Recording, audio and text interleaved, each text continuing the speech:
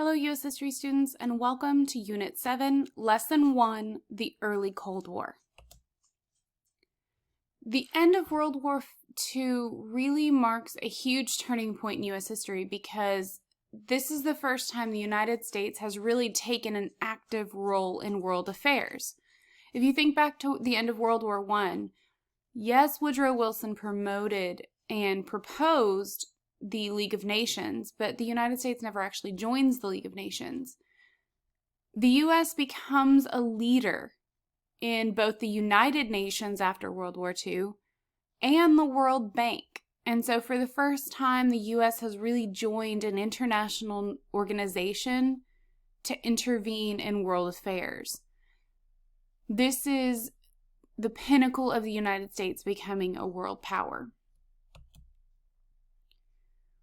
After World War II, the U.S. does occupy and help rebuild Japan. And the U.S. actually helps to form the nation of Israel as well. And the reason for this is the Holocaust. Many Jews across the European continent have been pushed out of their homes. They have no place to go.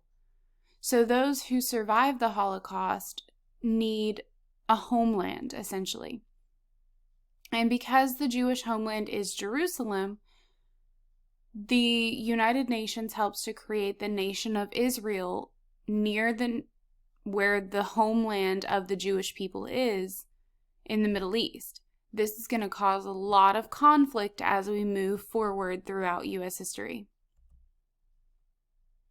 But the most important change in U.S. foreign policy is the beginnings of the Cold War.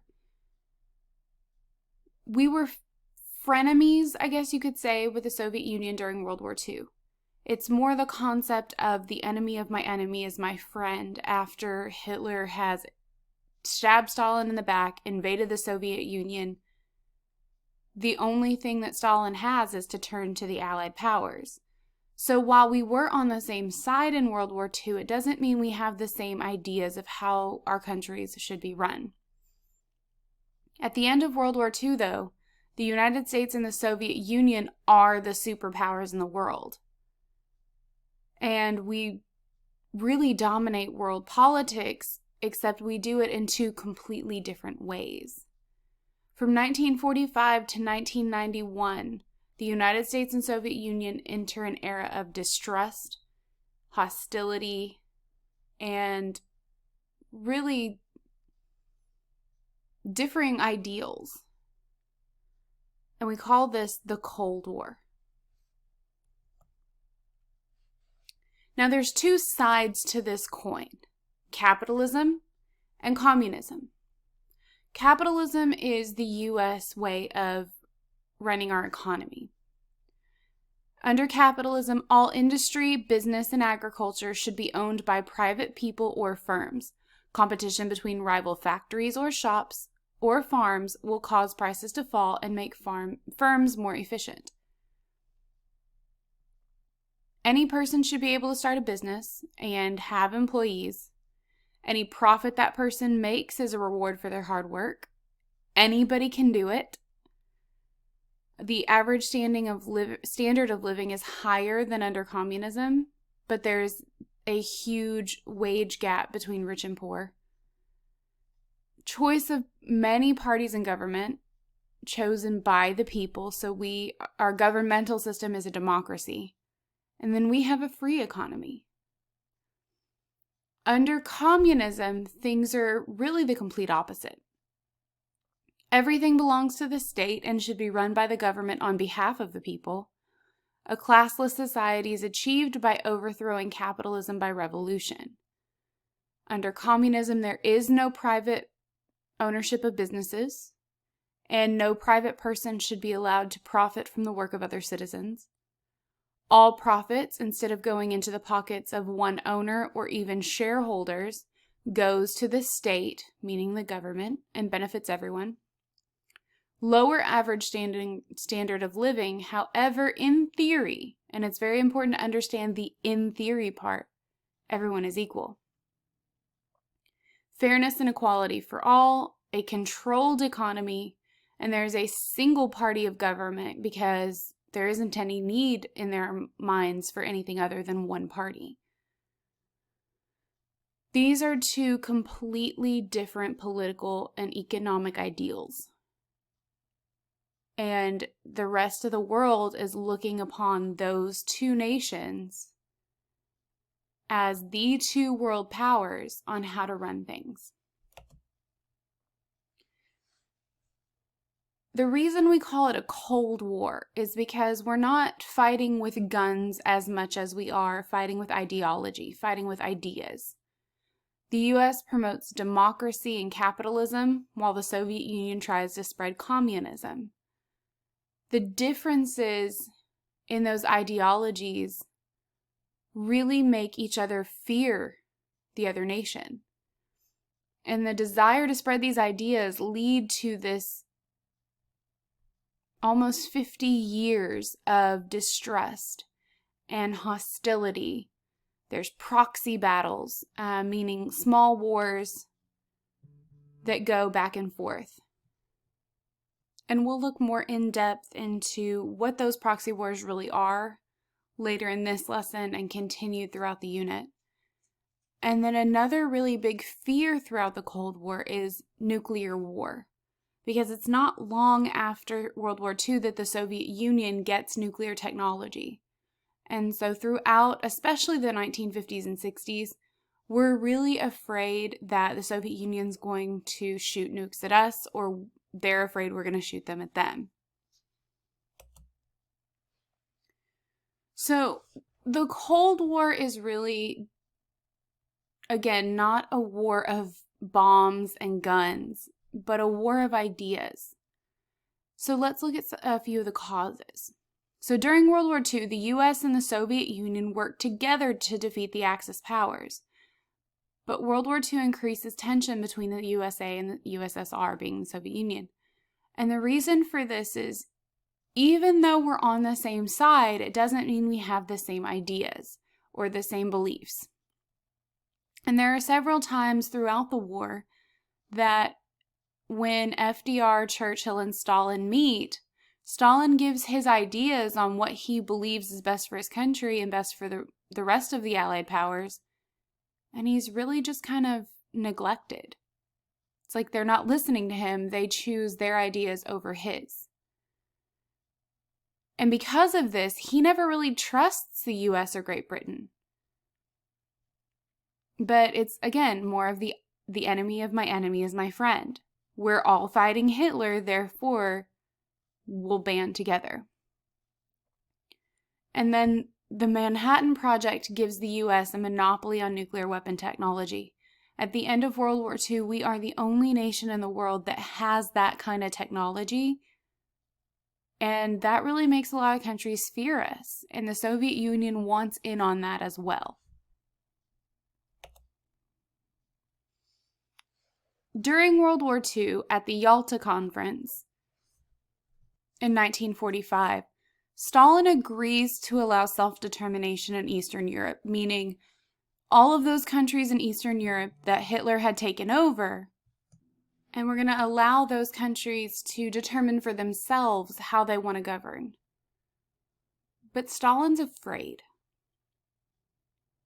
Stalin is scared that the Germans are going to band together and put the Nazis back together and invade him again. So really, he's afraid of additional invasion. So he wants a buffer zone. He wants like a few countries in between Western Europe and the Soviet Union where he can place his troops, and if they do try to invade, they're not actually going to make it to the Soviet Union, so he's safe. Stalin used his military to install communist governments in those Eastern European nations for this purpose. So he goes against his agreement to self-determination out of fear. As a result, many of those Eastern European nations turn communist and become what we call Soviet satellite nations. They're very much influenced by the Soviet Union. Their governments are run in the same way. And again, they're more of a buffer zone to prevent invasion of the Soviet homeland. And in the years after World War II, the U.S. really begins to see Stalin as a new Hitler, a really dangerous dictator who really just wants to take over the world and spread his ideas. And so this breeds a lot of fear in the United States of communism as well as of Stalin himself.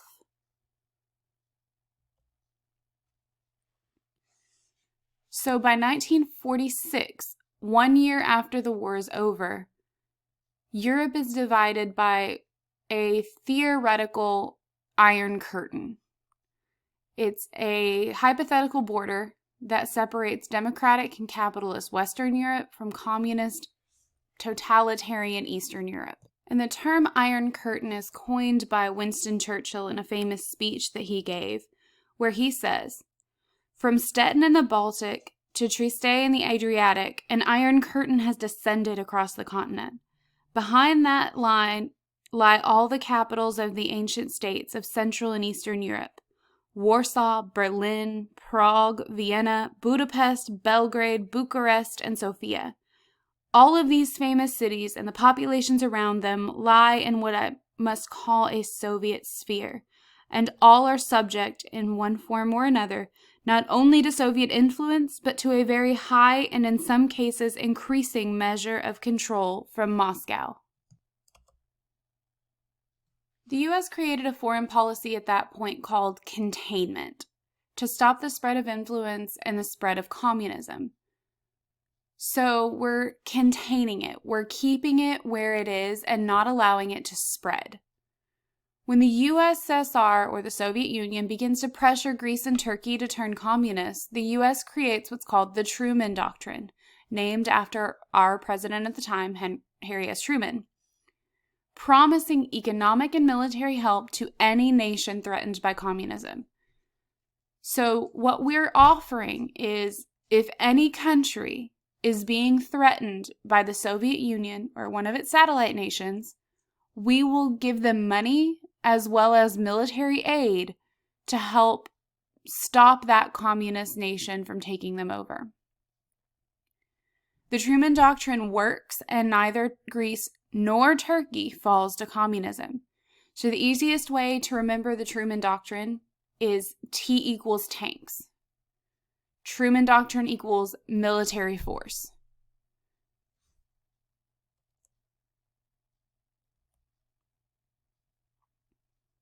And so this is just a visual representation that says Russian pressure basis for U.S. aid to Turkey. And so it's basically giving you an outline of what the Soviet Union is doing and then what the U.S. is doing in return under the Truman Doctrine. And at this point, World War II is predominantly fought in Europe, mostly Western Europe.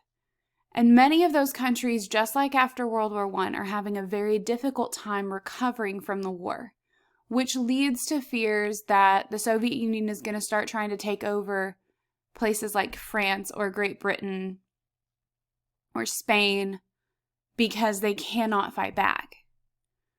So in response to this, the United States creates the Marshall Plan, which offers $13 billion to help rebuild post-war Europe. By 1952, so just 7 years after World War II ends, Western Europe has recovered and communism does not ever take root there. Now, not to say that there's not some communist sympathizers in most democratic countries around the world, because that is accurate, but communism never takes control in Western Europe. So the easiest way to remember the Marshall Plan is M equals money. The Marshall Plan equals money given to post-war Europe to help rebuild. So here's a good visual representation of exactly how much money was given to these nations. As you can see, we give Great Britain the most, followed by France. They do have a very high amount of damage that needs to be repaired. But it's not just Great Britain and France and Europe that we're giving this money to. As you can see on the map on the left, We're giving some money to Turkey, some to Greece, Yugoslavia, Austria, Italy. Even though Italy was one of the bad guys, we're still going to help them rebuild because it's not the people's fault. We even give a little bit to Portugal, some to Ireland, Norway, Sweden, Denmark. We're giving money to anybody who needs it because we're afraid that if we do not help out and we do not help these countries rebuild, communists will take over, and that would be bad. In 1948, the Soviet Union uses military force to turn Czechoslovakia communist. And this really just concretes that idea that Stalin is the new Hitler and leads to fears that he's going to use similar tactics in other Western European nations. So in order to prevent that, in 1949, the U.S. forms the North Atlantic Treaty Organization, more commonly known as NATO. This is a military alliance among democratic nations in both Europe and North America that basically says if you are attacked by a communist nation, everybody else in the NATO organization is going to have your back. We're going to help you out. So that the Soviet Union sees that there are a band of nations that have come together to prevent him from taking over Western European nations. And NATO is still an organization that's around in our modern times. And so here's a visual representation of when different countries joined and what other organizations came about because of our creation of NATO. So, of course, you have NATO, the North Atlantic Treaty Organization, signed in 1949. And its countries were Belgium, Canada, Denmark, France, Greece, Ireland, Italy, Luxembourg, Netherlands, Norway, Portugal, Spain, Turkey, UK, United Kingdom, the US, and West Germany. But then we also get these other organizations that were created around the same time or a little bit later for the same reason, to prevent communism from spreading. And we also need to create some agencies within our own government to protect our own nation and meet the challenges that the Cold War is now presenting. So we create 3 agencies to help better meet these challenges. The first is the Department of Defense. We don't create the Department of Defense, but it was reorganized to better prepare our nation for what it needed at the time. And one of the ways that it was reorganized is to create an independent Air Force. Prior to World War II, and even during World War II, the Air Force is the Army Air Corps. It's a branch of the Army. But after World War II, we see what the Soviet Union's doing. We see we need this better defense system. So we create an independent Air Force, which is a preferred military agency of the Cold War because we can use airplanes to drop nuclear bombs if it's ever needed. So it's very important that we have them as their own independent branch of the military. The next organization is the Central Intelligence Agency, or the CIA. And this is really a spy organization, and it's created to spy on foreign nations, collect national security information, and carry out covert operations. So the CIA is a spy organization deployed to the rest of the world. The FBI is a domestic organization that handles things within the United States. So it's not until after World War II that the CIA is created so that we can get information on what's going on in the world and give us that information and feedback so we can help prevent the bad guys from winning, so to speak. Into the 1950s, the Cold War really escalates as the threat of communists spreads into the Middle East, Africa, and Latin America, because Stalin's not stopping at Eastern Europe.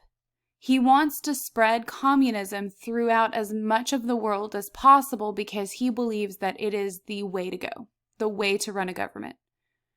The CIA overthrows the governments of Iran and Guatemala, as well as intervening in Egypt, Bolivia, Chile, and Cuba to stop communism. And it's really because of these organizations like the CIA that we get the information we need to prevent communism from spreading. Because remember, we're all about containment at this point, not allowing the Soviet Union to spread out of its current bubble. And then the third agency is the National Security Council, or the NSC. And this organization is created to advise and assist the president on national security and foreign policy matters. So they take the information they're getting from the CIA and they help the president to determine what the best course of action is in each situation to either protect the United States and its territories or to intervene in foreign policy matters such as a government that's being threatened by communism, to prevent communism from spreading. The end goal through all of these organizations is containment. Let's keep communism from spreading and not allow it to take over the world. And the one place that we're going to start looking at that immediately is Germany. The biggest fear of all of the Allied nations is that the Nazis are going to come back into power. And so as a means of preventing that, after World War II, Germany is divided into 4 zones. Each Allied nation gets a zone: US, Great Britain, France, and the Soviet Union. So Britain, France, and the US take the western half and they split it into thirds. The Soviet Union takes the eastern half. And the biggest issue with this is that Berlin, being the capital, was well within the Soviet bloc. So in order to make sure that everybody got a say, Berlin was also divided into four parts. So each nation got their own part of Berlin as well, since it was so far into the Soviet section. But in 1948, Stalin tries to turn all of Berlin communist. And he's going to do this by ordering what we call the Berlin blockade, which shut down all ground transportation to the western sectors. So no longer can Great Britain, France, and the United States get in supplies or transport goods to their sectors of Berlin because all trains, all roads, any other means of ground transportation is completely shut down. Now remember, in other sections of this course, we've talked about if you take the capital, you take the country. And that's a really big fear. Not only that, but now we have citizens in our sections of Berlin that are running low on supplies. And there's no way we can get them the supplies that they need by trains or cars. But we're not going to let the Soviets win. So in response, we begin the Berlin Airlift. For 11 months, the US and British planes supplies land in Berlin to bring food, fuel, and supplies. Stalin admits defeat finally in 1949. But it's almost a year from June of 1948 to May of 1949 that we're flying planes in and out of Berlin. And we end up bringing 2.3 million tons of food, fuel, medicine, and even Christmas presents to West Berliners via airplane. And the United States is successful in keeping West Berlin from becoming a communist nation. From 1945 to 49, the U.S. successfully contains communism in Europe, so, well, Stalin looks eastward. In 1949, communist forces led by Mao Zedong take control of China, and the Cold War ends up spreading into Asia. The fall of China was a really big shock to the U.S. and President Truman, and Truman takes the blame for losing China, so to speak, and China is still communist to this day. The response of the fall of China is more aggressive confrontation of communism throughout the world. Because now we're afraid of what's called the domino theory. If you set up a set of dominoes and push one over, the rest are going to fall. And so we're afraid that one Asian nation falls to communism, the rest are going to fall as well. So for example, China falls, then Korea, then Vietnam, then Laos, then Cambodia, then Thailand, Malaysia, Indonesia, Burma, and India. They're just all going to keep going. And as a result, we vow to contain the spread of communism anywhere in the world.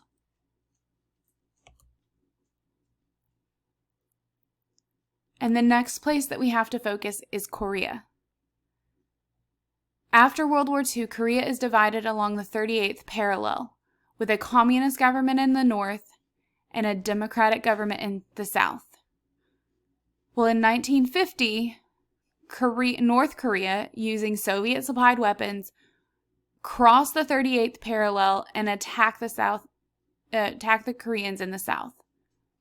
When South Korea appeals to the United Nations, the U.S. sends troops to help contain communism.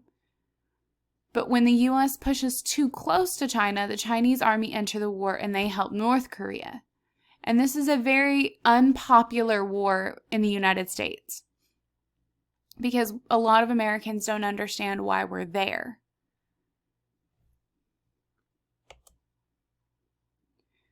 The U.S. successfully stops communism from spreading into South Korea and shows that it's willing to fight to contain communism. However, it is an unpopular proxy war.